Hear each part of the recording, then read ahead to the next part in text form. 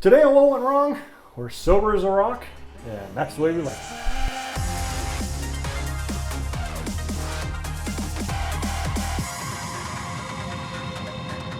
Hi, I'm Brett Mauser, and I made over 40 feature films, and I've never been drunk on a set. So today we're going to talk about drug use, alcohol use, controlled substances on set. I hate it. I don't like it. There are some actors that you're just not going to be able to get that message across. Yeah. We've had that issue and that problem. I mean, it hasn't been in the face. It was nothing that caused any major conflicts or anything that really went south because of it. Mm-hmm. But it is something that in my own personal life, I don't. I mean, I'll drink, but I don't do any of the other stuff. Right. Never have, never will. Right. And I have my own personal reasons for that, and as everyone does, as well as the scientific and psychological reasons behind it. I have watched actors deteriorate on it. Have fantastic memories, and I've watched it just disappear and go away. And there's no arguing the science of it. It makes especially pot. Pot makes you stupid. Well, especially IQ points go down, especially when you're younger in a developing brain, late teen, even as late as like 25, 26, when your brain is still kind of putting itself together. If you introduce marijuana into it, it does affect the way your brain wires itself, and it can be it's been proven to be detrimental to further development. People can say, "Well, pot's this, pot's that," and marijuana use, same with alcohol use, the same with most drugs. I don't care. Okay, I've never had anything. I mean, quite literally, I have eschewed any kind of drugs my entire life. I don't even like taking medication. I'm horrible. It's like, you take this twice a day. It's like, well, that's never going to happen. Because that means twice a day I have to remember to take this pill. And, whatever. Growing up, it's probably very similar to the reason I watched our friends in high school. And somebody drunk on a sofa, just with a cigarette in hand, going one. What are you talking about? Well, and once again, Kingwood being Kingwood, drug use, alcoholism among the students was rampant. I would say probably at least half of the 800 something people that we went to school with had some kind of, I'm not going to say like abuse issue, but used drugs or alcohol more than they really should have because of the way Kingwood was. It was it was a great school, but a horrible pressure cooker where success was measured, not by how many times you succeeded, but the fact that you always succeeded. And that was a rough time. So that being said, I watched our friends do stupid stuff. I watched some of my friends have severe issues. And I'm now seeing my friends as we're older still having issues with some of the stuff. And it scared the shit out of me as a kid. I went from Kingwood to the Army, Texas A&M, and then of course the military. You want to talk about some crazy freaking alcoholics. Alcoholism is one of the most abused things in the military, especially in the war years when a lot of guys were having issues and drowned it in alcohol. So I'm not saying don't do drugs, don't do alcohol, don't drink, don't do whatever. Okay, what I'm telling you is, or what I would say is, on the set, on the job, when you're in the middle of doing something, because this is someone else's thing. This is your dream. This is your world. This is your thing. And if I'm going to agree to be a part of your thing, I need to be able to put forth my best performance. I need to be able to do what you need me to do, say what you need me to say, act the way you need me to act. And if I'm using some kind of substance that affects my ability to think or understand or comprehend or perform, I'm not helping you. I'm hurting you. I don't want to do that. So that's my thing. You can do your drugs. You can do the marijuana. I wouldn't until you're 25, 26. Not a good idea. Same thing with alcohol, but alcohol's not quite the same issue, but marijuana does rewire your brain wrong. Younger. But on set, on the job, do not. Just don't. Because you're not helping yourself. And not helping you. Yeah. Especially with pot, where they'll say, I'm not addicted. It's not addictive for me. I've watched actors step on set and 2 or 3 hours later, because they haven't had their hit or their toke or whatever you young kids call it today, they get miserable. They get grumpy. That's an addiction. Cigarettes are like that, but marijuana can be because of the way it affects your brain, which is different than cigarettes. Yeah, I've seen the same thing. And then you have the other side where it's like, well, people can't tell. No, we can totally tell. We can certainly tell. We know you're in there. We can see it. But it is from a personal level in your personal life, I do also recommend against it. I mean, it's frustrating in class when I was teaching class. People would, especially the senior level final capstone project, there'd always be drug use in it, and they're like. And this really kind of goes with anything today, in today's day and age. But they think they're being so rebellious, and this is so cool. I'm having a guy smoke a bowl in my movie. It's like, dude, I've seen it before. And they think they're being pretty sure after like Half Baked came out that the whole marijuana thing was, we got it. Yeah. Dazed and Confused, we got it. Cheech and Chong back in the 70s, guys. Yeah, it's not. You're unique. a good 50 it's years not, off. Yeah. It's not progressive. It's not. It's just. It's like. That goes the shock and blah thing they're trying to do. It's like, shut up. Yeah. But I also, when I do see those, I do bring up the science. I say, hey guys, it's your film. You have a voice. You say what you want, but don't blow smoke up my ass. No pun intended. But it's like when people have the prescriptions to, they're smoking it, and I've got headaches all the time. This is. It's like, dude, you want to smoke pot, fine. Don't bullshit me. Yeah. That it's some medical reason for it. You're just using it as an excuse, and there are so many other different ways, and the way that I'm seeing it presented in the media. In terms of this miracle drug, that it cures this, it does that, it's this. It's like, well, there's other stuff that does that too. Yeah. Just don't lie to me about the effects. Don't lie to me about it doesn't affect me. Oh, it doesn't make you stupid. Oh, I need this to be able to cure my pain.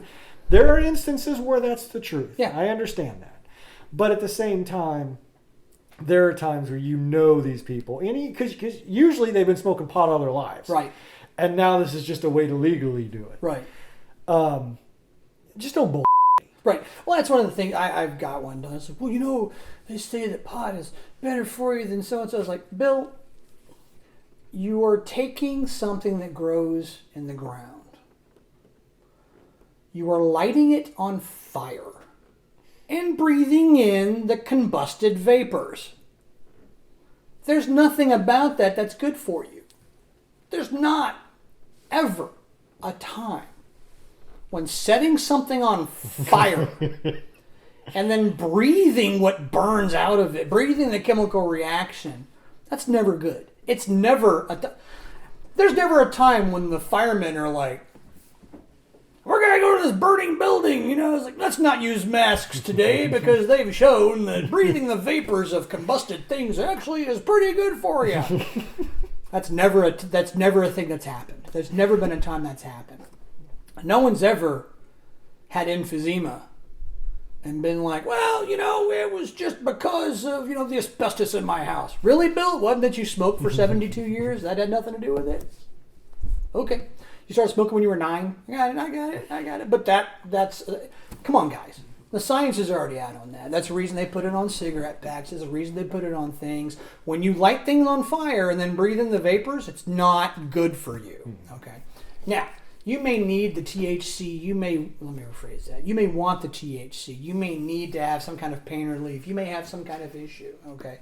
And if your doctor has determined that the best way to poison you is by you lighting something on fire and breathing in the vapors, and that will help, basically shut you the up and get you out of his hair, fine. I don't care, okay? However, there are still times and places when lighting things on fire is not allowed. There are still times and places when lighting things on fire is what you want to do as opposed to the best thing for you. And there's times that you will tell me that lighting things on fire is good for you. Okay? Doesn't mean I have to believe any of it, because let's be honest, things on fire are typically considered, that's why there's a fire department. They're there to put stuff out that's been lit on fire. There's not a catching things on fire department. Well, the Army. That's true, but that's just intrinsic to other things they happen to be doing. Now, what do you say to the people that are like, well, there's the gummies, there's the drinks, there's this other stuff. You can get the pot in other ways. Whatever. I don't give a what you get it in. Knock yourself out. I would say that probably not lighting something on fire to get the THC probably better for you. But then once again, what are the chemical, better living through chemistry? What have they done? What are they doing to create the gummies, to create the things? I would say probably the best way for you to take stuff would probably be brownies, if you're going to ask me. Okay, because brownies, whether or not they're good for you, just because they're fattening, whatever. Emphysema, diabetes. Emphysema, diabetes. Yeah, because some of the people we know that do that stuff would be eating brownies like more, fat. They'd be eating more brownies than people in San Antonio. They would weigh 600 pounds and have to haul their gut around in a wheelbarrow. Now, I'm not saying I'm the picture of health. Okay. However, So I know guys, and however they want to get their THC is fine. Okay. And I'm a Texan. Live and let live. I will let you do whatever you want to do as long as it doesn't affect me. You start affecting me, I'll kill you. I won't kill you. I'm gonna kill you. But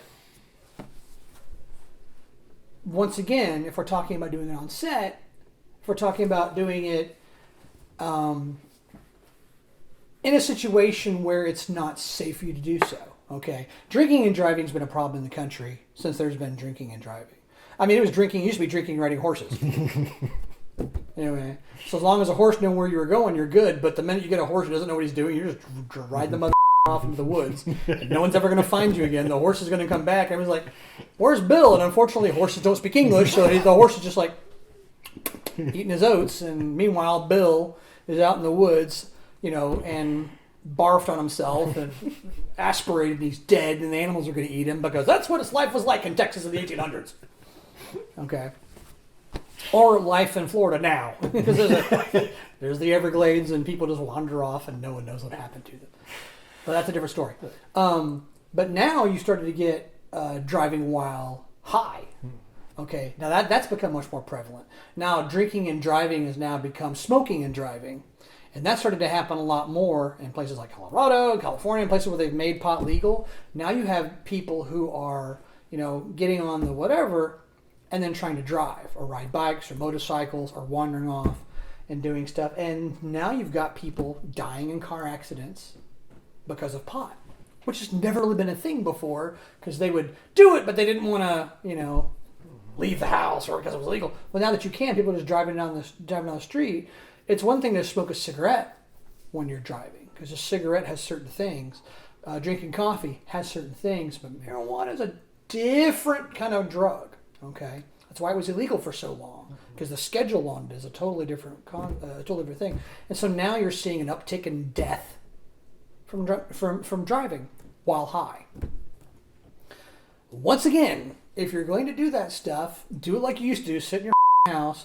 Treat it like, I don't care if your actors want to have a party and smoke weed or whatever. I don't give a what you do, okay?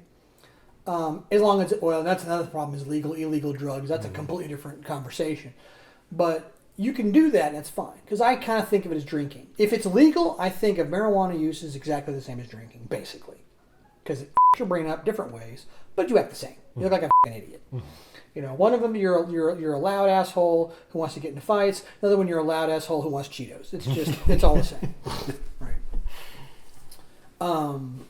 So the idea is if you want to do that stuff on your own time, in your own place, whatever else, that's great. But when you start bringing it out here into the world, well, now you're affecting the rest of us. If you're driving while high, you're affecting the rest of us. If you're on my set high, well, now you're affecting me and these other actors who are giving their time and their effort. If there's money involved, money's being put out, and if you're out here, you're high on set, and you can't do your job. I don't give a if you need it for cancer. I don't give a if you need it for your whatever else. And think about how because you're going to get other actors that aren't doing it. You know, right. Either they don't do it, or they don't want to do it, or they're not going to do it on set. Or they're not going to do it on set, right? Yeah, and they see. They see on my set this guy doing it. What is that? How does that reflect on me? Exactly. Because now it's like, oh, he's letting it slide. Yeah. Oh, he doesn't have control of his set, or oh, I guess that. It looks bad on me. Right. Then. Right. And your need to do that is going to reflect, and that's not fair to me. Well, it's not fair to you. And then, of course, if you as an actor want to be an actor, if you get to be known as that guy, you know, because you're not Matthew McConaughey, you're not that good. You're not Denzel Washington, you're not that good. Okay, you're Bob Bumble who gets high on set. Okay, if you get to be that guy, you're done. I mean, even people who are the multi-million-dollar actors who do that stuff, they're gone. They don't last. Look at Kevin Smith. I mean, you know, he had his Askew universe, and he was making those movies, and he got, you know, he dumped cigarettes for pot. I'm not saying that I advocate cigarettes, but he did that, and who is he now? He's an angry little tard and up He-Man. Yeah. But you know, and you know, from a your shelf life is very, very, very short in this industry. Yeah. God bless you. Your shelf life is very, very short in this industry. Yeah. And if you're going to do something to make it even shorter, yeah. And from my perspective, from one of the reasons I don't do it is, you know, people always talk about, well, I can only imagine what your stuff would be like if you did drugs. It's like, I don't need to, don't want. Nope. I mean, I got f***ed up enough ideas as it is. Mm-hmm. Don't need that stuff in there. And also, you look at people, Brett, how have you done so many films? I'm not high on my couch, playing video games, 12 hours a day. Yeah. Because I'm not mellow, I'm not chill, I'm out there, I want to do something. And if I had if I was smoking pot, doing heroin, whatever, I'd just chill out on a couch and I wouldn't get anything done. Right. You know, and there'll be arguments. Oh no, it's not true. People don't. You know, I know people who have just who are just as active, just as this. We know medically and scientifically that pot slows you down, it chills you out. So if you have somebody that's out there who is doing things and is active and getting things done, think about what they could be achieving if they weren't on that. The exception does not prove the rule. Okay, you can't say, well, I know a guy who's on marijuana, but he still does all this stuff. You know a guy? Well, that's great. Because the stereotype of the marijuana user is the guy who sits on the couch giggling at Rogaine commercials, eating Cheetos, and spilling Dr. Pepper on himself. Okay. So you may know a guy who gets everything done and he still does marijuana. Okay, that's cool. How many people do you know that aren't that guy? Because I know a couple that aren't guys. I don't know anybody who does marijuana who's out doing that. Not a one. I didn't know anybody in college. I didn't know anybody in high school. I didn't know anybody, I don't have a whole lot of those friends now in my life because my life does not allow for that kind of person. I can't have it anywhere near me or around me or in my house or anybody else. So if I'm somewhere and someone starts lighting up, I'm out the door. I can't hang around it. I just can't. I can't be anywhere near it. Same thing when I was in the military. I couldn't be anywhere near it. So they're not in my life. But I know a bunch of guys. A bunch of guys. I lived in Florida. I know a bunch of guys. I worked for Disney World. I know a bunch of guys. Okay. And not a one of them is out there doing big, great things in the world. They're the guys that sit on the couch with the Cheetos and giggle to themselves. Okay. Once again, if that's what you want to do with your life, congratulations. But we're talking about on the set. We're talking about in your professional life. We're talking about making the movie. We're talking about writing and editing and working and music and everything else like that. It's not conducive to success in your professional life. And you, again, the exception not being the rule, you can point to the people that, oh, this person, did drugs, and look at the music that they created. Oh, they were so creative on this because of the drugs. I don't know. I could probably do a lot of drugs that they were doing and not be that talented in music. Maybe they had the actual talent to begin with. Just saying, Maybe they wouldn't have overdosed and swallowed their own tongue. Maybe they'd still be here to join us if they didn't do all those drugs and end up, dead on a stage somewhere or dead in a back room somewhere. Because how many people do we know? How many people have... How many stars, actors, musicians have gone and done great things, and they would still be doing great things except they died in a drug overdose? Let's make a list. Draw a little line. On this side, draw all the actors who died of drug overdoses. Okay, and over here, all the actors who were better because they did drugs. Let's see what we come up with. That's a good point. Name all the actors who were like, yeah, I did a lot of drugs and it made me great. Okay? And before someone mentions Robin Williams, because they're going to mention Robin Williams, because he was high on cocaine and for a lot of stuff. Robin Williams, even when he wasn't high, still had a lot of demons in his head. And the funny that he created, the funny that he caused was chasing those demons. Okay? The drugs did not help him be funny. If anything, the drugs may have just kind of held the demons down a little bit. But that's typically what drugs do. They deaden the pain. That's why my buddies who are in the military drink or do something. It kind of dulls your issues. It dulls your pain. It makes the, for lack of a better term that I would use, it makes the nightmares not so loud.